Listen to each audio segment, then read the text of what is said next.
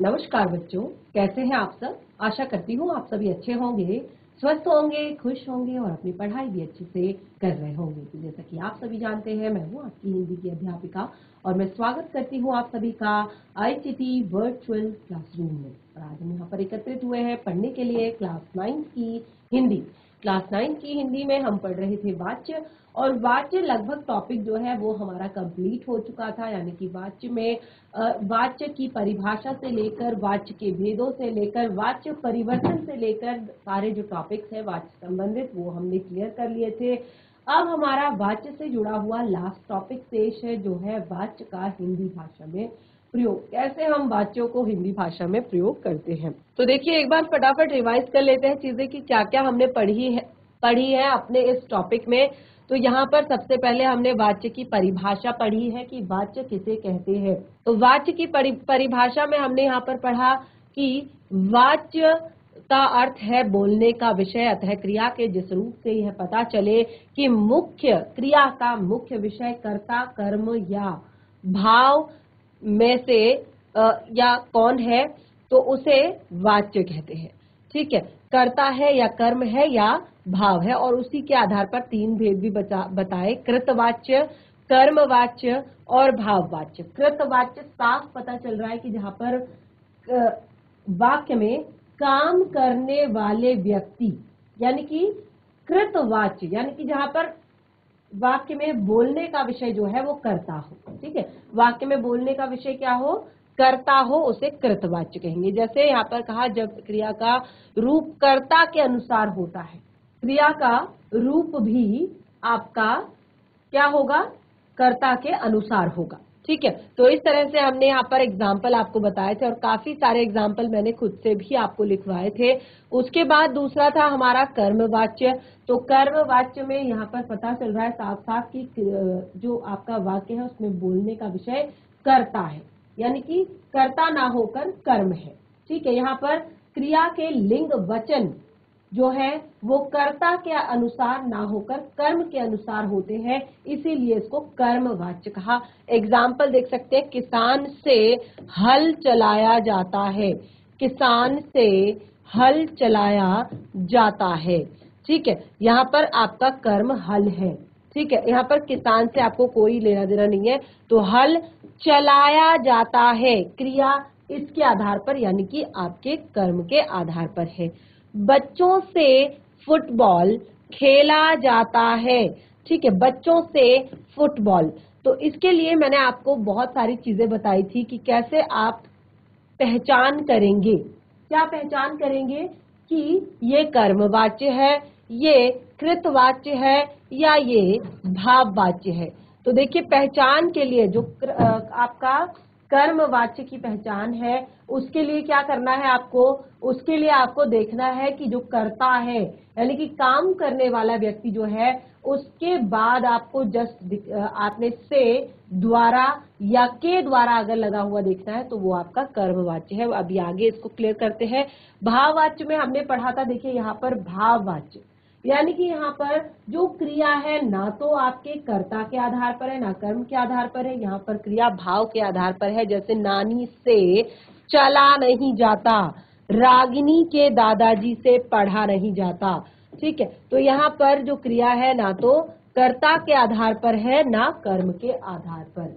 और टॉपिक जो आपका सबसे मेन आता है वो आता है वाच्य परिवर्तन, यानी कि एग्जाम में आपको वाच्य परिवर्तन ही लिखने को आएगा, यानी कि वाच्य परिवर्तन करने को आएगा। देखिए, हम पढ़ते इसलिए है ताकि हमें पता चले कि वाच्य होते क्या है, वाच्य कितने प्रकार के होते हैं और उनकी क्या क्या विशेषताएं होती है, तभी तो हम उसे परिवर्तित कर पाएंगे।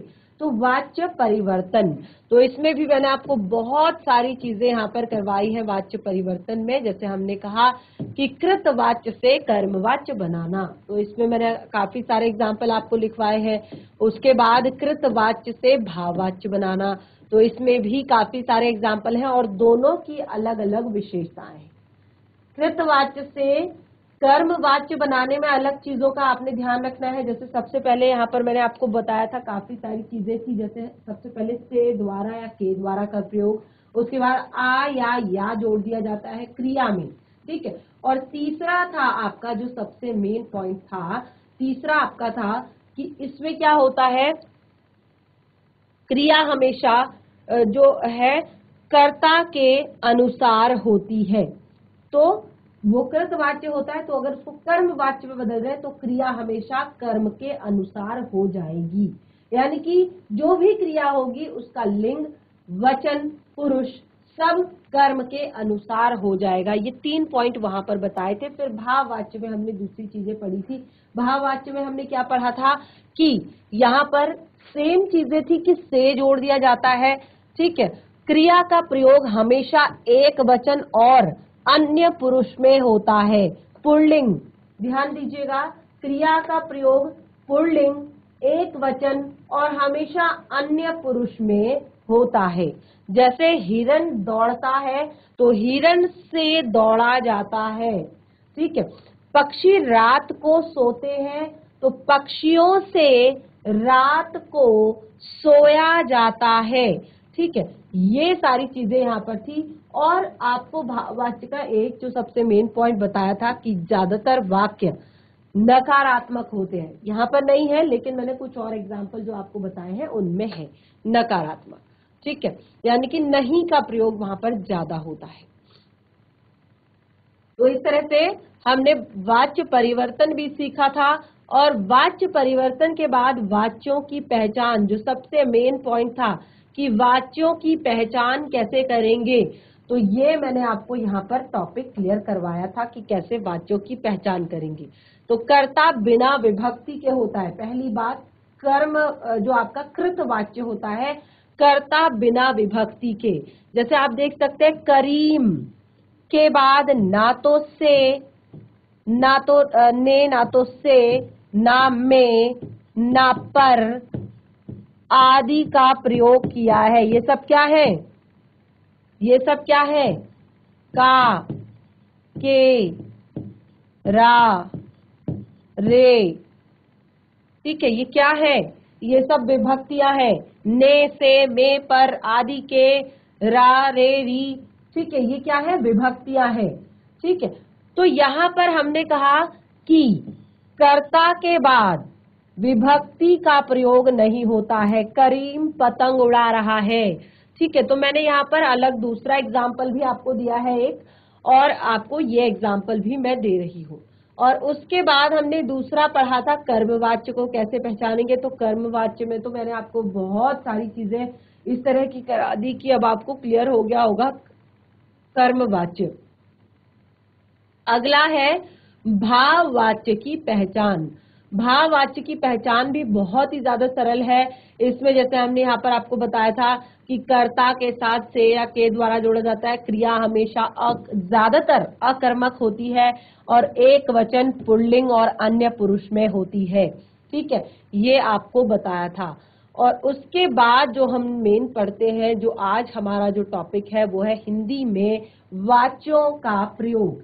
हिंदी में वाच्यों का प्रयोग, हिंदी में वाच्यों का प्रयोग कैसे करते हैं, ठीक है। तो ये टॉपिक हम आज पढ़ेंगे। यहाँ तक आप सभी को लगभग सारी चीजें क्लियर हो चुकी है।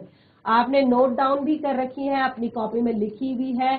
अब देखिए, आपको अभी मैं यहाँ पर आगे कुछ अभ्यास से जुड़े हुए प्रश्न हैं जिनको हम यहाँ पर करेंगे। तो उसके लिए आपको ये सारी चीजें याद होनी चाहिए, इसीलिए मैंने आपको अभी शुरुआत से रिवाइज करवाया। यानी कि मैंने अभी आपको शुरू से ही बताया, परिभाषा से लेके रिवाइज करवाया पूरा। तो आपने अब अपनी कॉपी में लिखा हुआ है। अब आप आगे बढ़ेंगे तो आप हेडिंग डालेंगे हिंदी में वाच्यों का प्रयोग। हिंदी में वाच्यों का प्रयोग कब किया जाता है, वाच्यों का प्रयोग। चलिए हेडिंग डालिए, हिंदी में वाच्यों का प्रयोग। सबसे पहला है आपका कर्मवाच्य का प्रयोग स्थल। कर्मवाच्य का प्रयोग स्थल, यानी कि कर्मवाच्य को कब और कहाँ प्रयोग किया जाता है। अभी अभी सारी चीजें पढ़ ली हैं, अब प्रयोग जानेंगे कि कब और कहाँ प्रयोग किया जाता है, ठीक है। तो सबसे पहले डाल दिया हिंदी में वाच्यों का प्रयोग, और अब आपने डालना है कर्म वाच्य में के वाक्यों का प्रयोग स्थल, यानी कि कर्म वाच्यों का प्रयोग स्थल, कर्म वाच्य जो है उनका प्रयोग स्थल। तो सबसे पहले देखिए, अधिकार गर्व या दर्प जताने के लिए। अब देखिए, जैसे हमने वाक्यों के अर्थ पढ़े थे ना, वाक्यों के प्रकार कि वाक्य कितने प्रकार के होते हैं, कितने टाइप्स के होते हैं, तो उसमें हमने पढ़ा था कि वाक्य 2 टाइप्स के होते हैं, एक अर्थ के आधार पर, दूसरे रचना के आधार पर। ठीक है, वाक्य कितने प्रकार के होते हैं? अर्थ के आधार पर और रचना के आधार पर। तो अर्थ के आधार पर जो हमने वाक्य पढ़े थे वो हमने 8 टाइप के, यानी कि 8 प्रकार के अलग अलग वाक्य पढ़े थे। तो हमने उनको 8 प्रकारों में कैसे बांटा? हमने उनको 8 प्रकारों में बांटा क्योंकि उनका अलग अलग मीनिंग निकल रहा था, अलग अलग अर्थ निकल रहा था। यानी कि जहां पर हमें प्रश्न पूछे जाने का बोध हो रहा था वहां पर हमने कहा प्रश्नवाचक, जहां पर हमें निषेध का बोध हो रहा था, नहीं का बोध हो रहा था, हमने कहा निषेधवाचक, जहां पर हमें आज्ञा दिए जाने का बोध हो रहा था हमने कहा आज्ञावाचक। ठीक है, जहां पर हमें प्रश्न पूछे जाने का बोध हो रहा था हमने कहा प्रश्न सूचक। तो इस तरह से हमने एक एक चीज क्लियर की। अब देखिए, हमने कहा कि वाच्यों का प्रयोग हम कैसे करते हैं। तो वाच्य भी क्योंकि 3 टाइप के होते हैं, कर्म, कृत और भाव, तो उसी के आधार पर उसका प्रयोग भी हम करेंगे। यानी कि हम सिचुएशन, परिस्थिति के हिसाब से कर्मवाच्य का, परिस्थिति के हिसाब से कृतवाच्य का या भाववाच्य का प्रयोग करेंगे। कहीं भी ऐसे कोई भी चीज का हम यूज नहीं करेंगे। तो जैसे हमने कहा जहां पर हमें अधिकार जताना हो, अब सबसे ज्यादा ये इसलिए भी मैं जरूरी यहाँ पर बता रही हूँ आपको ताकि आप कर्म और भाव में अंतर कर सके, क्योंकि अभी अभी मैंने आपको बताया था ना कि जो से है वो आपका कर्म वाच्य में भी है और जो आपका से है और से द्वारा है वो आपका भाव वाच्य में भी है।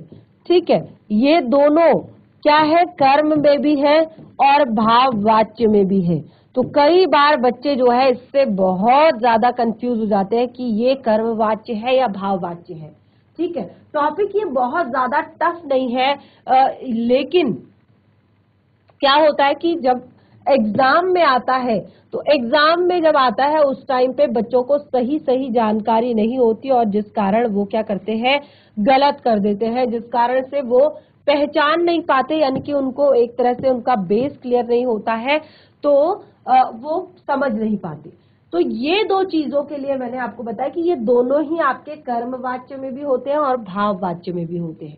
ठीक है, तो जैसे अब मैंने यहाँ पर आपको बताया कि अधिकार, गर्व या दर्प जताने के लिए कर्म वाच्यों का प्रयोग स्थल होता है, जहां पर अधिकार जताना हो, जहां पर दर्प जताना हो, जहां पर गर्व करना हो, प्राउड करना हो। ठीक है, जैसे, और ये पहला ही पॉइंट है, मैंने केवल यहीं पर नहीं क्लियर कर दिया है, मैंने आगे भी यहाँ पर बताया। देखिए, अधिकार, गर्व और दर्प जताने के लिए जहां पर आपको अपना अधिकार, गर्व या अपना कोई दर्प जताना हो। यह खाना हमसे नहीं खाया जाता, यह खाना हमसे नहीं खाया जाता, तो ये आप अपनी असमर्थता नहीं दर्शा रहे हो यहाँ पर। ठीक है, ये आपकी असमर्थता नहीं है कि ये आपसे खाया नहीं जाता। ठीक है, ये आप अपना दर्प जता रहे हो कि ये मुझसे खाया नहीं जाता, मुझे कुछ और ला कर दो। ठीक है, अब जैसे हम कहेंगे उससे चला नहीं जाता, अब उसकी वो प्रॉब्लम है कि उससे चला नहीं जाता। ठीक है, ऐसा तो नहीं कि अगर यहाँ मुझसे यहाँ पर नहीं चला जाता, मुझे वहां पर चला जाता है।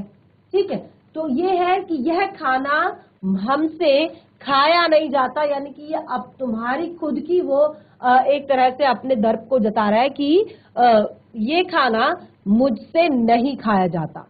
अब देखिए, असमर्थता के लिए, अब यहाँ पर एक बार अधिकार जताने के लिए बताया था या दर्प या गर्व जताने के लिए कि हमसे नहीं खाया जाता, तो दूसरा है असमर्थता जताने के लिए, जैसे मैंने आपको बताया था कि असमर्थता की उतनी सामर्थ्य नहीं है। गरीब का दुख मुझसे नहीं देखा जाता, गरीब का दुख मुझसे नहीं देखा जाता। यानी कि एक बार होता है ना कि हमारे मन में अब बहुत सारी जो एक दुनिया है उसमें बहुत सारे लोग ऐसे भी हैं जो काफी ज्यादा हमसे बहुत हाई फाई है, हमसे बहुत बड़ा उनका स्टेटस है, उनका लेवल है, तो हम उन्हें देखते हैं, हमें लगता है कि हम तो कुछ भी नहीं है, हम इनके सामने कुछ भी नहीं है, ये तो इतने अमीर हैं, इतने बड़े हैं, इतने ऊंचे पद पर है। लेकिन आप देखेंगे दुनिया में आपसे भी ज्यादा बहुत ज्यादा नीचे लेवल के लोग हैं और जिनको आपका दो टाइम का खाना भी प्रॉपर अच्छे से नहीं मिल पाता है, बहुत अच्छे से वो अपना रहन सहन नहीं कर पाते हैं। तो यहाँ पर कई बार होता है कि हम उनकी हेल्प करें, ठीक है, हम लगता है कि यार हमें उनकी हेल्प करनी चाहिए, लेकिन क्योंकि ये सिर्फ एक इंसान को लगे उससे तो नहीं होगा ना, सबको ऐसा लगेगा और सब करेंगे तो तब जाके होगा। तो ये है असमर्थता। देखिए मुझे बुरा लगता है कि हम उनकी हेल्प करें लेकिन हम उन सबकी हेल्प नहीं कर पाते हैं, तो ये है असमर्थता, ठीक है। उन सबकी हेल्प करने में हम समर्थ नहीं है, यानी कि एक इंसान समर्थ नहीं है। अगर सब मिलकर करें तो शायद थोड़ा बहुत कुछ हो सकता है, लेकिन एक इंसान के लिए सबकी हेल्प करना पॉसिबल नहीं है, तो वो समर्थ नहीं है। असमर्थता बताने के लिए कि मुझसे गरीब का दुख देखा नहीं जाता, ठीक है। अब आप इसको ये नहीं कहेंगे कि ये आपका भाववाच्य है, क्योंकि इसमें नहीं का भी प्रयोग है। तो ऐसा नहीं है कि कर्म वाच्य में निषेधार्थक वाक्य नहीं होंगे। आपने एक डिफरेंस जो पढ़ा है वो मेन डिफरेंस यह है कि कर्म वाच्य में जो है कर्म आपका डेफिनेटली होता है, यानी कि होता ही होता है क्योंकि वो कर्म वाच्य है, लेकिन भाव वाच्य में आपकी कर्म जो है हमेशा उपलब्ध नहीं होता है, यानी कि भाव वाच्य ज्यादातर बिना कर्म के होता है, ठीक है। तो मुझसे गरीब का दुख देखा नहीं जाता। अब इससे भी पता लगा सकते हैं आप कि ये कर्मवाच्य है और दूसरा यहाँ पर असमर्थता जताने के लिए। तो दो तरीके हैं जहां पर हम कर्मवाच्यों का प्रयोग करते हैं। उसके बाद है भाववाच्य के प्रयोग स्थल, ठीक है, भाववाच्य के प्रयोग स्थल। अब भाववाच्य के क्या प्रयोग स्थल है?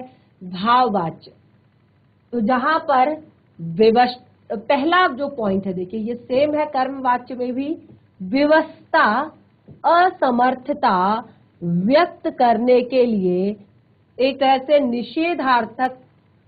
निषेधार्थ में भाववाच्य का प्रयोग होता है। असमर्थता और विवशता, यानी कि एक विवश है और एक असमर्थ है, ठीक है, एक विवश है और एक असमर्थ है। यहां तो खड़ा भी नहीं हुआ जाता, यानी कि उस जगह पर कुछ ऐसा है कि वहां तो खड़ा भी नहीं हुआ जाता, ठीक है। अब इस तरह से ये आपका भाववाच्य है, यानी कि ये भी आपका भाववाच्य है। तो इसको हम क्या कहेंगे कि जहां पर हमें असमर्थता जतानी हो, हमें विवशता व्यक्त करनी हो, वहां पर प्रायः जो निषेधार्थक वाक्य होते हैं वो भाव वाक्य होते हैं, वाच्य होते हैं। तो यहाँ तो खड़ा भी नहीं हुआ जाता, यानी कि यहाँ खड़े होने में हम असमर्थ हैं। विवश है कि हम यहाँ नहीं खड़े हो पाते हैं, हम नहीं खड़े हो सकते हैं यहाँ पर। अगला है अनुमति या आज्ञा प्राप्त करने के लिए। अगर आपको अनुमति लेनी है, अगर आपको आज्ञा लेनी है, तो आप भाववाच्य का प्रयोग करेंगे। जैसे अब चला जाए, कहते हैं ना जब कोई गेस्ट आपके घर में आता है कि अरे हम तो बहुत देर बैठ लिए, अब चला जाए, ठीक है। तो ये है आपका भाववाच्य का प्रयोग स्थल। तो यानी कि हमने अभी यहाँ पर कर्मवाच्य और भाववाच्य का एक तरह से प्रयोग स्थल हमने पढ़ लिया, बहुत अच्छे से हमने इस टॉपिक को समझ लिया। अब हमारा है इसी टॉपिक से जुड़े हुए बहुविकल्पीय प्रश्न, यानी कि टॉपिक जो है लगभग कंप्लीट हो चुका है, रिवाइज भी पूरी तरह से कर लिया है और दूसरा हमने ये भी देख लिया है कि कौन से वाच्य का प्रयोग हम कहाँ पर करेंगे। ठीक है, तो चलिए अब बहुविकल्पीय प्रश्नों को सॉल्व करते हैं, लेकिन उसके लिए वही बात है कि आपको आना चाहिए, क्योंकि आपने नोट किया हुआ होना चाहिए, आपने पढ़ा होना चाहिए, तभी आप इन प्रश्नों के उत्तर दे सकते। तो बहुविकल्पीय प्रश्नों में यहाँ पर मैंने सबसे पहले आपको एक तरह से प्रश्न दिया है और उसके 4 ऑप्शन दिए हैं। एक प्रश्न है और उस प्रश्न के 4 ऑप्शन दिए हैं। तो आपको बताना है कि ये कौन सा वाच्य है। ठीक है, आपको बताना है कि ये कौन सा वाच्य है। तो देखिए, आज उसे जमानत मिल गई, आज उसे जमानत मिल गई, कौन सा वाच्य है? आज उसे जमानत मिल गई। और चाहे तो नोट डाउन कर सकते हैं इनको, क्योंकि आप एग्जाम में देखेंगे तो एग्जैक्ट बिल्कुल वो नहीं आता है जो आसान आपको लगता है। एग्जाम में आपके इसी तरह के प्रश्न आते हैं जो आपको थोड़ा सा कंफ्यूज करते हैं पहले। ठीक है, इसीलिए तो वो आपका एग्जाम है। तो हमने कहा कि आज उसे जमानत मिल गई, ये कौन सा वाच्य है? आज उसे जमानत मिल गई। कौन सा वाच्य है इसमें? कृतवाच्य, भाववाच्य, कर्मवाच्य। और नंबर 4 कोई नहीं। तो नोट कीजिए आप, तब तक इस पर थोड़ा सा आप टाइम दीजिए, तब तक हम नेक्स्ट अगला प्रश्न पढ़ते हैं, फिर उसके आंसर को बताएंगे। उससे तो रोया भी नहीं जाता, उससे तो रोया भी नहीं जाता, उससे तो रोया भी नहीं जाता। ये कौन सा है आपका? ये उससे तो रोया भी नहीं जाता कृतवाच्य है, कर्मवाच्य है, भाववाच्य है, या इनमें से कोई नहीं? तो देखिए, हमने कहा उससे तो रोया भी नहीं जाता।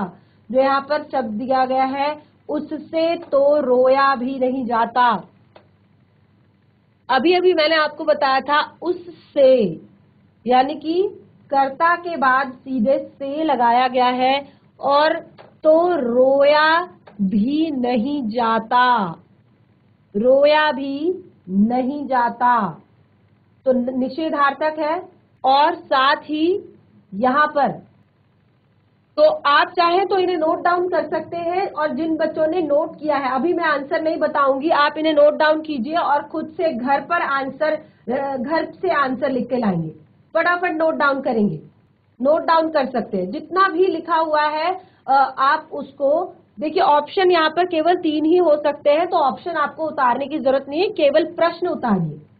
ये ऑप्शन उतारने की जरूरत नहीं है, क्योंकि ऑप्शन केवल 3 ही हो सकते हैं, कर्मवाच्य, कृतवाच्य और भाववाच्य। ठीक है, तो ये ऑप्शन आपको कहीं पर भी उतारने की जरूरत नहीं है, आप केवल इन प्रश्नों को नोट कीजिए। जैसे आज उसे जमानत मिल गई, आज उसे जमानत मिल गई। दूसरा पॉइंट है, दूसरा प्रश्न है, उससे रोया नहीं जाता, उससे तो रोया भी नहीं जाता। दूसरा है, उससे तो रोया भी नहीं जाता। नंबर 3 पॉइंट है, वह चुपचाप नहीं बैठ सकता। ऑप्शन केवल 3 ही है, एक जगह पर लिख लीजिए, सब में वही ऑप्शन आपने छाट कर लिखना है। ठीक है, जैसे कृतवाच्य, भाववाच्य, कर्मवाच्य या कोई नहीं, कृतवाच्य, भाववाच्य, कर्मवाच्य, कोई नहीं। सेम थर्ड में भी है। तो थर्ड है, वह चुपचाप नहीं बैठ सकता। अगर आपने वाच्य पहले पढ़े होंगे या आपने पिछली क्लासेस को अटेंड किया होगा, तो आपने कुछ ना कुछ तो जरूर सुना होगा, सीखा होगा। और मैंने अभी भी आपको काफी सारे यहाँ पर, एक तरह से काफी सारे मैंने आपको यहाँ पर बार रिवाइज कर दिया है, काफी शुरुआत से मैंने आपको यहाँ पर बता दिया। तो देखिए, निम्नलिखित वाक्यों में से, एक बार इसको कोशिश कीजिएगा, निम्नलिखित वाक्यों में से कृतवाच्य वाले वाक्य बताइए। अब ध्यान से सुनिएगा, निम्नलिखित वाक्यों में से कृतवाच्य वाले वाक्य बताइए। अब देखिए, कृतवाच्य वाले वाक्य, अब यही यहाँ पर आ गया कृतवाच्य। कृतवाच्य यानी कि जहां पर कर्ता प्रधान होता है, अर्थात काम करने वाला व्यक्ति प्रधान होता है, और इसमें जो क्रिया के लिंग वचन होते हैं वो कर्ता के अनुसार होते हैं। ठीक है, तो अब आपने ये देखना है कि कृतवाच्य कौन सा है। यहाँ पर आपको एक तरह से ऑप्शन दिए गए हैं, जैसे मुझसे पत्र नहीं लिखा गया। पहला है मुझसे पत्र नहीं लिखा गया, दूसरा है महात्मा गांधी ने राष्ट्र को शांति और अहिंसा का संदेश दिया, और हमसे इतने दुख नहीं सहे जाते। कोशिश कीजिए, कृतवाच्य वाले वाक्य कौन बताएगा? बहुत ही इजी है बच्चा, 3 ऑप्शन है और इसमें आपको एक तरह से बिल्कुल क्लियरली दिखाई दे रहा है कि कृतवाच्य वाले वाक्य कौन सा है, बिल्कुल क्लियर दिखाई दे रहा है। एक बार पढ़िए खुद से। मुझसे पत्र नहीं लिखा जाता, अब से कहां पे आता है? से आता है हमेशा कर्मवाच्य में या भाववाच्य में। ठीक है, हम कृतवाच्य से भाववाच्य बनाते हैं तो हम क्या करते हैं? हम से या के द्वारा का प्रयोग करते हैं। हम कृतवाच्य से कर्मवाच्य बनाते हैं तो हम से द्वारा या के द्वारा का प्रयोग करते हैं। और जैसे मैंने आपको कहा था कि जो कर्मवाच्य होता है उसमें जाता का प्रयोग यानी कि जा का प्रयोग ऑप्शनल होता है, बाकी उसमें गया हम लिख सकते हैं। ठीक है, लेकिन जो आपका भाववाच्य होता है उसमें जाता यानी कि जा शब्द जो होता है वो फिक्स होता है। ठीक है, तो अब आप यहाँ पर देखिए, पहला देखिए ऑप्शन आंसर, मुझसे पत्र नहीं लिखा गया। मुझसे पत्र नहीं लिखा गया, तो बिल्कुल इसी तरह का एग्जाम्पल मैंने आपको पहले दिया था। मुझ से शब्द का प्रयोग किया गया है, नहीं लिखा गया। लिखा गया क्रिया है, पत्र आपका कर्म है। ठीक है, तो यहां पर क्रिया जो है मुझ यानी कि वो क्रिया मेरे अनुसार नहीं लिखी गई है, वो पत्र यानी कि कर्म के आधार पर लिखी गई है, तो ये आपका कर्मवाच्य है। ठीक है, ये आपका कर्मवाच्य है। तीसरा आप देखिए, हमसे। अब इसी में आपको ज्यादा कंफ्यूजन हो रहा है तो मैं सबसे पहले ये आपको क्लियर कर रही हूं कि हमसे इतने दुख नहीं सहे जाते। हमसे इतने दुख नहीं सहे जाते, तो आप यहाँ पर देख सकते हैं हमसे, ठीक है, इतने दुख नहीं सहे जाते, ये आपका भाववाच्य है। ठीक है, अब ये आपका कर्म हो गया, ये आपका भाव हो गया, तो बीच वाला देखिए, एक बार पढ़िए इसको खुद से, ध्यान से पढ़िए। चलिए फटाफट पढ़िए, देखिए अपनी स्क्रीन पर। महात्मा गांधी ने राष्ट्र को शांति और अहिंसा का संदेश दिया। कुछ भी यहाँ पर टाल मटोल नहीं की गई है, सीधे सीधे लिख दिया महात्मा गांधी। तो महात्मा गांधी जी यहाँ पर कर्ता है, काम करने वाले व्यक्ति हैं, और क्रिया उन्हीं के आधार पर की गई है, यानी कि उन्होंने राष्ट्र को शांति और अहिंसा का संदेश दिया। अब आप कहेंगे कि आपने बताया था कि कृतवाच्य में किसी भी कारक का प्रयोग नहीं होता, तो मैंने ये बताया था, लेकिन मैंने एक और चीज आपको बताई थी कि ने का प्रयोग होता है। बताया था ना, मैंने लिखवाया था कि ने का प्रयोग किया जाता है कर्ता के तुरंत बाद। तो महात्मा गांधी ने राष्ट्र को शांति और अहिंसा का संदेश दिया, ये आपका कृतवाच्य है। ठीक है, तो इस तरह से हमारा सही ऑप्शन है नंबर 2। अगला है, निम्नलिखित वाक्यों में से भाववाच्य वाले वाक्य बताइए। भाववाच्य वाले वाक्य बताने हैं आपको इनमें से। तो भाववाच्य किसे कहते हैं? यानी कि जहां पर ना तो कर्ता प्रधान होता है ना कर्म प्रधान होता है, क्रिया हमेशा एक वचन पुल्लिंग में होती है। ठीक है, एक वचन पुल्लिंग अन्य पुरुष, 3 आपके इसके पहचान है। एक वचन में क्रिया, पुल्लिंग और अन्य पुरुष, और साथ ही आपको पता है प्राय निषेधार्थक होते हैं और अकर्मक क्रिया होती है, ये सारी चीजें। ठीक है, तो महेश पतंग उड़ा रहा है। महेश पतंग उड़ा रहा है, बिल्कुल ये आपका भाववाच्य नहीं है, क्योंकि महेश पतंग उड़ा रहा है, महेश पुल्लिंग है, और क्रिया पुल्लिंग यानी कि महेश के आधार पर लिखी गई है उड़ा रहा है। ठीक है, अब मैं ज्यादा यहाँ पर आपको नहीं बताऊंगी। मुझसे पत्र नहीं लिखा गया, ठीक है, मुझसे पत्र नहीं लिखा गया, मुझसे पत्र नहीं लिखा गया। पत्र जो है अब यहाँ पर आप देख सकते हैं लिखा गया, क्या नहीं लिखा गया, पत्र। और मैंने आपको बताया था कि प्रश्न किया जाता है, अगर उत्तर मिल जाता है तो आपका वही कर्मवाच्य। तो मुझसे पत्र नहीं लिखा गया, पत्र आपका यहाँ पर कर्म है, तो ये भी आपका भाववाच्य नहीं है, ये कर्मवाच्य है। दूसरा, बच्चों से शांत नहीं रहा जाता, बच्चों से शांत नहीं रहा जाता। तो ये आपका बिल्कुल करेक्ट आंसर है कि बच्चों से शांत नहीं रहा जाता, ये भाववाच्य है। ठीक है, इसी तरह से यहाँ पर आप देख सकते हैं और भी बहुत सारे प्रश्न हैं जिनको आप कर सकते हैं अगर आप नोट डाउन कर रहे हैं तो आप लोग इस तरह से आपका जो वाच्य से संबंधित टॉपिक है वो कंप्लीट हो चुका है। और काफी सारे तरह के यहाँ पर मैंने आपको अलग अलग सेशंस में एक तरह से रिवाइज करवा कर बहुत अच्छे से बताया है। अब आपने जो भी पढ़ा है उसको घर पर एक बार जरूर रिवाइज करें, जो 3 प्रश्न लिखे हैं उनको भी सॉल्व करने की कोशिश करें। बाकी आपके पास अगर हिंदी व्याकरण की बुक है, नोटबुक है, तो उसमें भी आपको जरूर करवाया होगा, तो टॉपिक एक बार जरूर पढ़ लें।